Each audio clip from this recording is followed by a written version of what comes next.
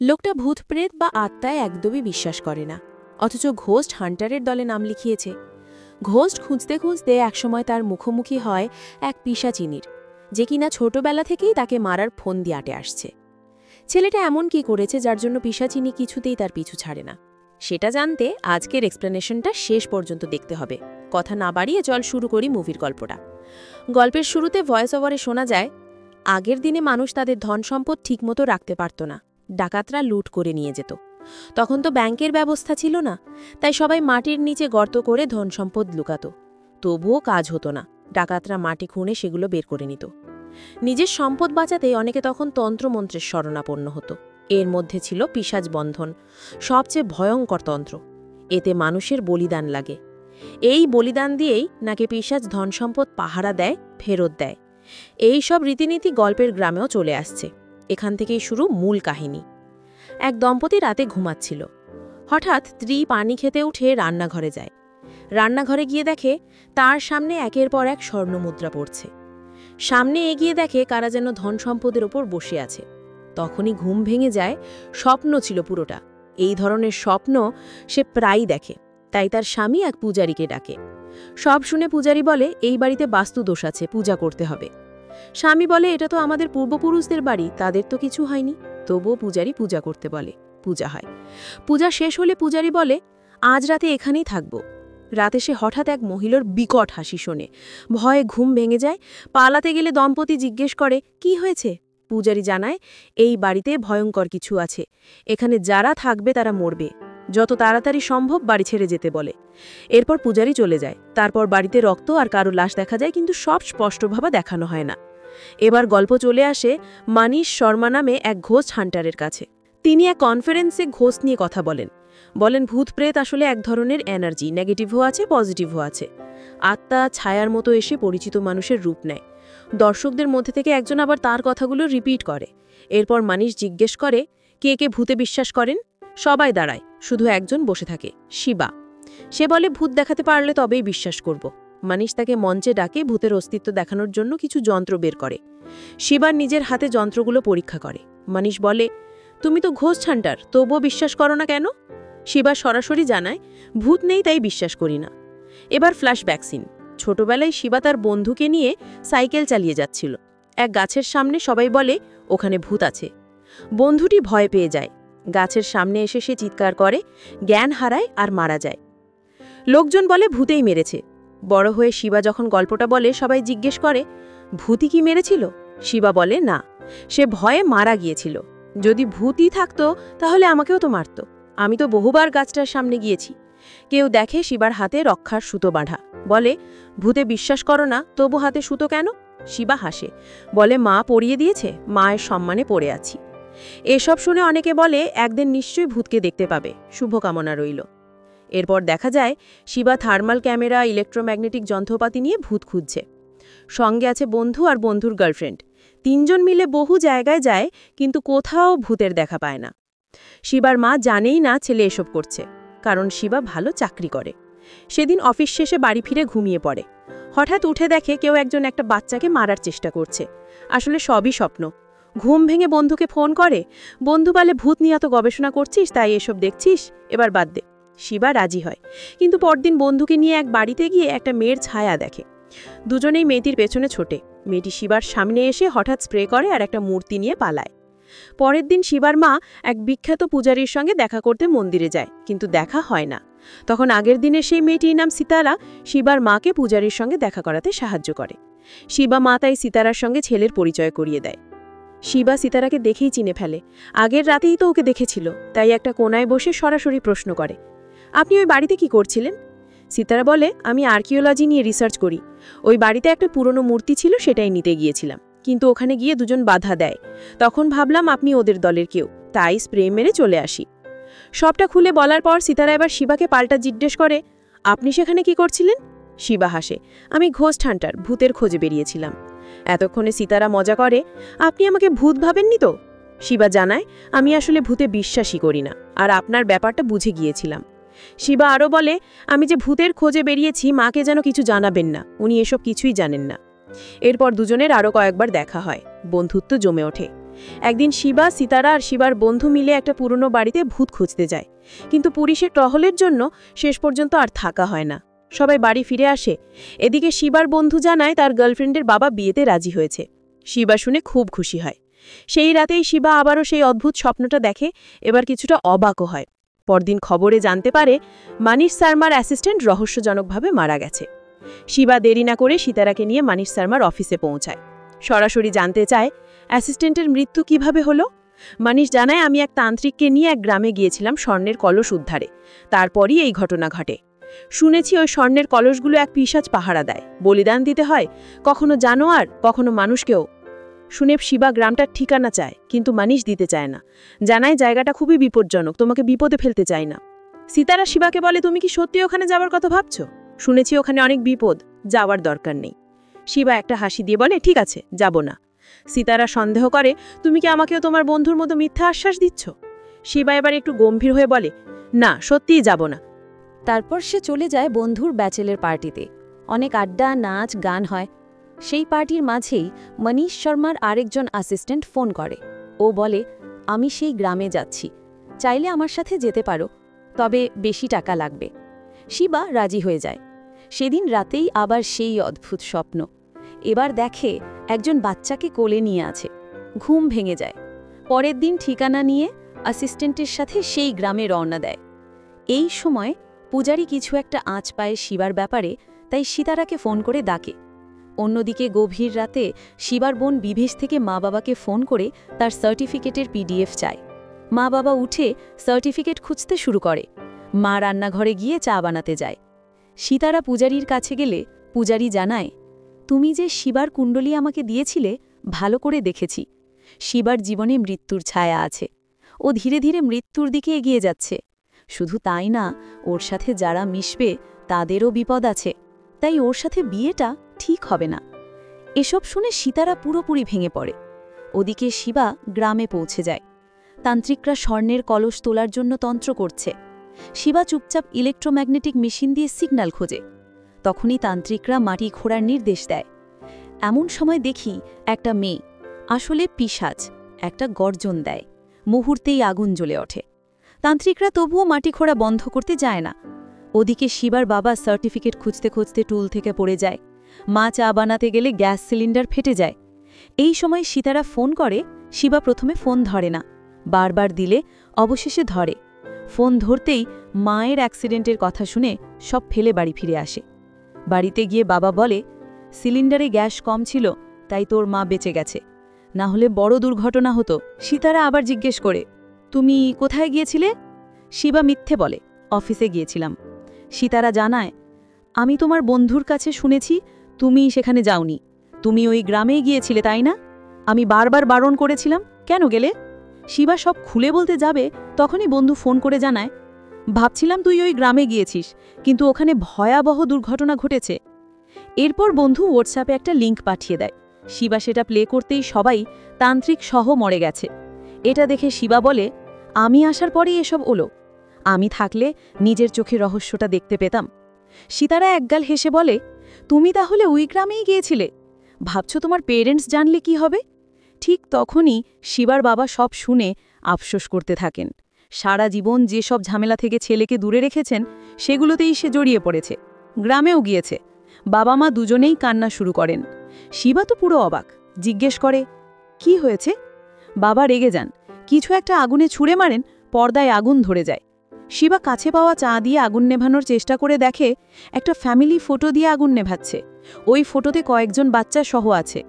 এদেরই প্রায় স্বপ্নে দেখে সে। তাই ফটোটা বাবাকে দেখিয়ে জিজ্ঞেস করে, এই বাচ্চাটা কে? বাবা প্রথমে বলতেই চায় না, পরে জানায় ওটা আসলে শিবা নিজেই। শিবা শুনে অবাক, ছোটবেলায় নাকি তাকে মেরে ফেলার চেষ্টা হয়েছিল। ফটোর দুজনকে দেখিয়ে জিজ্ঞেস করে, আর এরা কারা? বাবা জানায়, এরা শিবার আসল বাবা মা। শিবা শুনে অবাক, বলে, এসব কি বলছো? আমার আসল বাবা মা আমাকে ছোটবেলায় মারতে যাবে কেন? মায়ের দিকে তাকালে মা চুপচাপ। শিবা বুঝে যায় সত্যিই এসব ঘটেছিল। তবুও তার মনে প্রশ্ন, তার বাবা মা কেন তাকে মেরেই ফেলতে চেয়েছিল?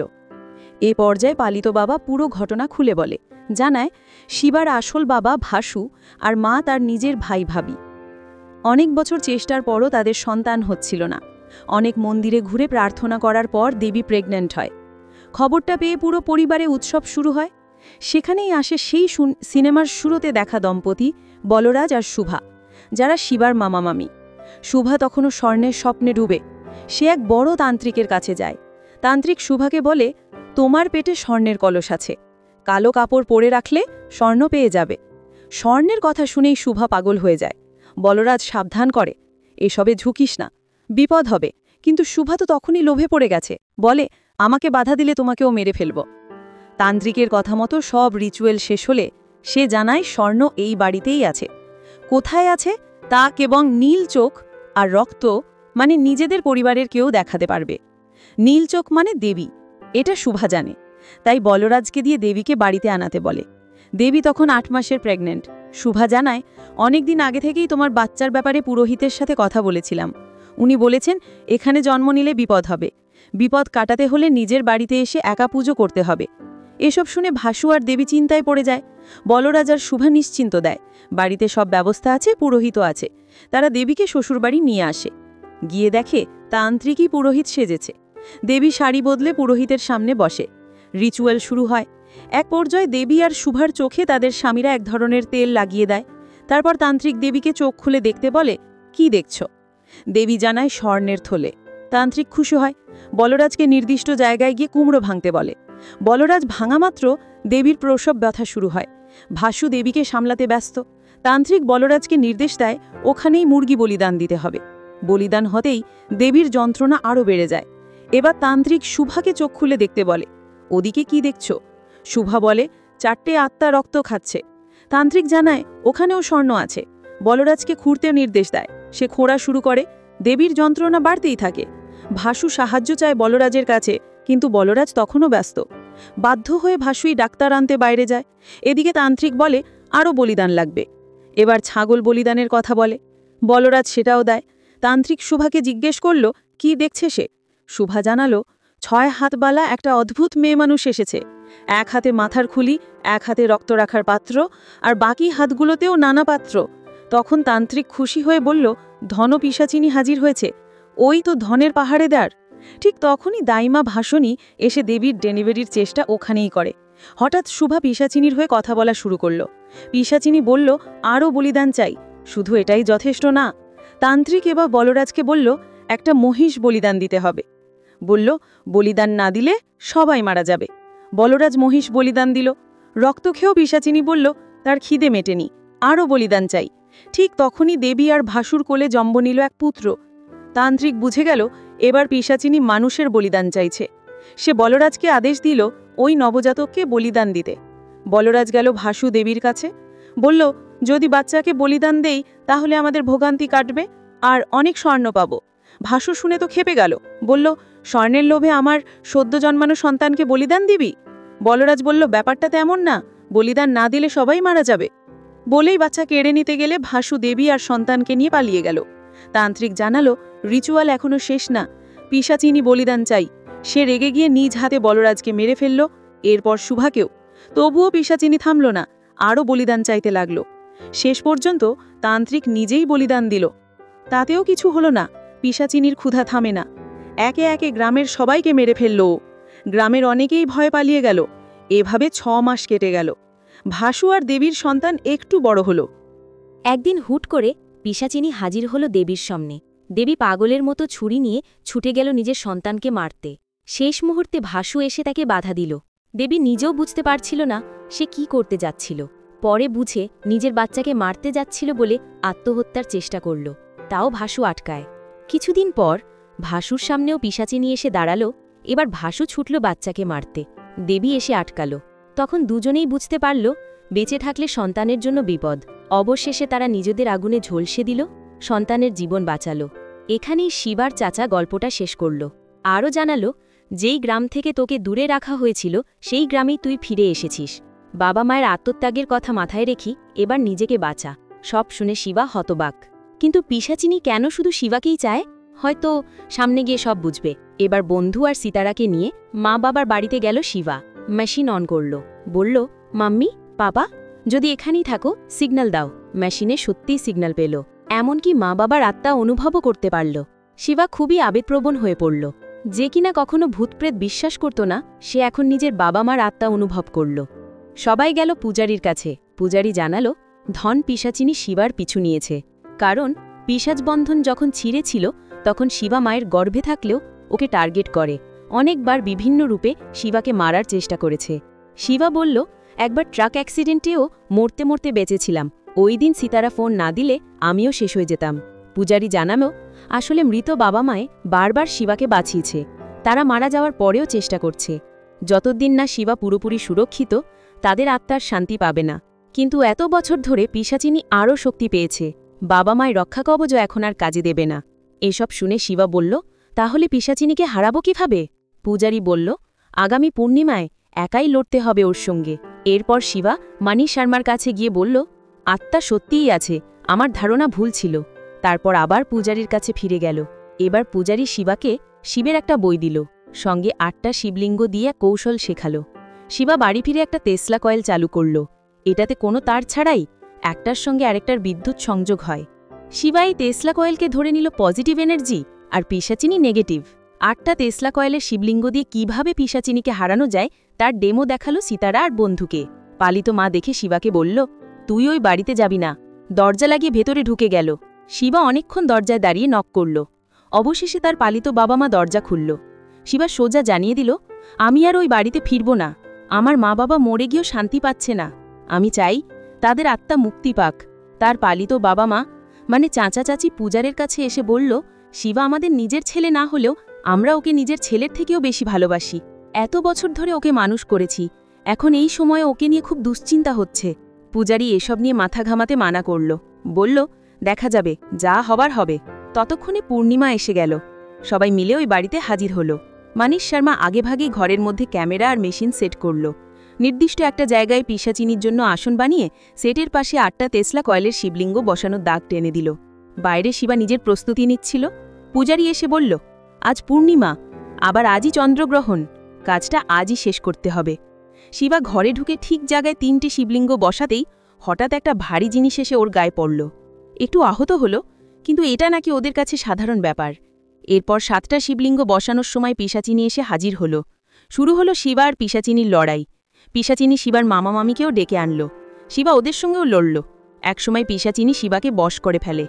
শিবা নিজেই নিজেকে মারতে শুরু করে, নিজের রক্ত খায়। এই দৃশ্য দেখে পিশাচিনী খুব মজা পায়। এরপর শিবা যখন ত্রিশূলের ওপর নিজের জীবন দিতে যাচ্ছিল, ঠিক তখনই ওর বাবা মা চলে আসে। শিবার হুঁশ ফিরে আসে। সে 8 নম্বর শিবলিঙ্গ বসিয়ে দেয়। এরপর ত্রিশূল দিয়ে পিশাচিনীকে মারতে গেলে পিশাচিনী কৌশলে শিবার রূপ ধরে। শিবা ভাবে সে নিজেই নিজেকে মেরেছে, আর পিশাচিনী ওই নির্দিষ্ট জায়গায় অট্টহাসি দেয়। তখন 8টা টেসলা কয়েল একসঙ্গে একটা শক্তি তৈরি করে। সেই শক্তির মধ্যে হিন্দু মিথ দেখা যায়। শিব আসেন। শিবার সামনে শিব নাচ করেন। নাচ শেষ হলে শিবা আবার ত্রিশূল ছড়ে পিশাচিনীর দিকে। আমরা দেখি ত্রিশূলটা আসনে গিয়ে লাগে, কিন্তু পিশাচিনী সত্যিই মারা যায় কিনা সেটা পরিষ্কার হয় না। এরপর সিন কেটে দেখা যায় শিবা ইএমএফ মেশিন নিয়ে মা বাবার বাড়িতে। সেখানে সিতারাও আছে। শিবা মেশিন অন করে ডাকে, বাবা মা, যদি এখানেই থাকো সিগন্যাল দাও। এবার কোনো সিগন্যাল আসে না। শিবার মনে হয় মা বাবার আত্মা এবার শান্তি পেয়েছে। এরপর গল্প এগিয়ে 3 বছর পর এক লোককে দেখা যায় একটা আস্তানায় ঢুকতে, যেখানে পিশাচিনী আছে। শিবাকে মাটিতে পড়ে থাকতে দেখা যায়। মুভিটা এখানেই শেষ হলেও মনে হয় শিবা শেষমেশ পিশাচিনীর থেকে বাঁচতে পারেনি। পিশাচিনী ওকে মেরেই ফেলেছে। কিন্তু ভাই, আসলে কি ছিল সবটা? আমি এখনো ট্রমার মধ্যে আছি, বিশেষ করে ওই সিনার কিউট এক্সপ্রেশন, কিউট পিশাচিনী বলতে গেলে। আপনাদের কেমন লাগলো কমেন্টে জানাবেন। এত মুভি এক্সপ্লেনারের সঙ্গে থাকার জন্য ধন্যবাদ।